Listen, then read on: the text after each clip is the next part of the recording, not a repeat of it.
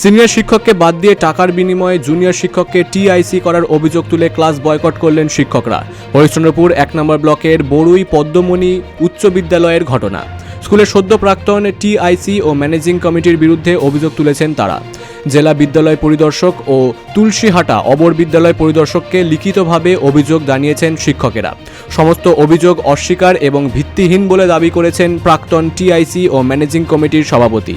স্থানীয় সূত্রে জানা গিয়েছে, বড়ুই পদ্মমণি উচ্চ বিদ্যালয়ে দীর্ঘ ১৬ বছর ধরে টিআইসি পদে ছিলেন অমল কুমার ঘোষ। শনিবার তিনি অবসর নেন। অভিযোগ, শিক্ষকদেরকে অন্ধকারে রেখে ম্যানেজিং কমিটি ও প্রাক্তন টিআইসির যোগ সাজসে টাকা বিনিময়ে জুনিয়র শিক্ষক দীপঙ্কর বিশ্বাসকে টিআইসি করা হয়েছে। সিনিয়রের ভিত্তিতে শঙ্কর কুমার মণ্ডলকে টিআইসির দাবি তুলেছেন শিক্ষক ও শিক্ষাকর্মীরা। সহকারী শিক্ষক তথা ম্যানেজিং কমিটির শিক্ষক প্রতিনিধি উজ্জ্বল কুমার সিংহ ও সত্যজিৎ মণ্ডলরা বলেন, প্রাক্তন টিআইসির বিরুদ্ধে একাধিক দুর্নীতির অভিযোগ রয়েছে। নতুন টিআইসি ও প্রাক্তন টিআইসির মধ্যে দীর্ঘদিন থেকে একটি বোঝাপড়াও রয়েছে। প্রাক্তন টিআইসির শিক্ষকের দুর্নীতি যাতে ফাঁস না হয়ে যায় তার জন্য জুনিয়র শিক্ষক দীপঙ্করকে টিআইসি করা হলো।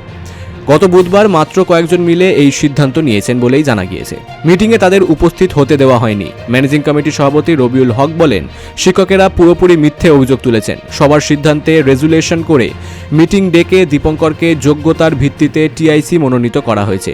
টাকার অভিযোগ পুরোপুরি ভিত্তিহীন। পিছনে যেটা হলো, আমাদের যে পূর্বের যে টিআইসি ছিলেন বা এখনো আছেন 31 তারিখ অবধি, ওনার ভাই শ্যামল কুমার ঘোষ, উনি আমাকে কালকে সরাসরি বলেন যে আপনার এবং দীপঙ্কর বাবুর নাম দুজনের টিআইসি আসবে, কিন্তু কমিটির লোক যার কাছ থেকে টাকা পাবে সেই টিআইসি হবে।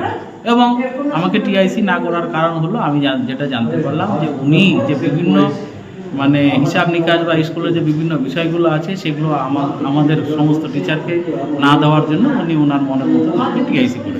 কাকে টিআইসি করা হয়েছে? দীপঙ্কর বিশ্বাস। উনি আমার অনেক জুনিয়র, আমি সিনিয়র টিচার, আমার পরে আরও দুজনের পরে ওনার আছে। কমিটির লোক এবং পূর্বের যিনি টিআইসি ওনার মধ্যে সিলেকশনটা হয়েছে। তো এখানে কমিটি কতজন ছিল? কমিটির 3 জন ছিল, আর টিআইসি নিচে, আর ওই টিআর মেম্বার একটা পড়ে গেছে, আর নন টিচিং একটা পড়ে গেছে। বৈধভাবে না, জোর করে। এবং টিআইসি নির্বাচন করতে গেলে অল টিচিং স্টাফ এবং আমাদের যে স্টাফ কাউন্সিল আছে, টিচারদের একটা কাউন্সিল হয়, স্টাফ কাউন্সিল, টিচাররাই শুধু থাকবে এবং সিনিয়র টিচার হবে সেক্রেটারি। তার মতামতে, সমস্ত টিচারের মতামতে সেই টিআইসি নির্বাচনটা হয় এবং সেটা টিচাররা মিলে করার পর টিচাররা সেটা কমিটির মিটিংয়ে ফেলবে যে আমরা অমুক টিচারকে আমরা টিআইসি হিসেবে চাই। টিআইসি গঠনের জন্য মিটিং ডাকা হয়েছে, সেটা আমরা হয়তো ওইভাবে জানতাম না, কিন্তু আমাদের 2 জন টিআর মেম্বার বলেছে আজকে টিআইসি গঠনের মিটিং আছে। কিন্তু আপনারা ছিলেন, প্রেজেন্ট ছিলেন আপনারা? আমরা বাইরে ছিলাম, আমাদের ওখানে তো ঢোকার প্রবেশ নাই, ওইটা তো হলো এমসি মিটিংয়ে। Bureau report, big news Bangla.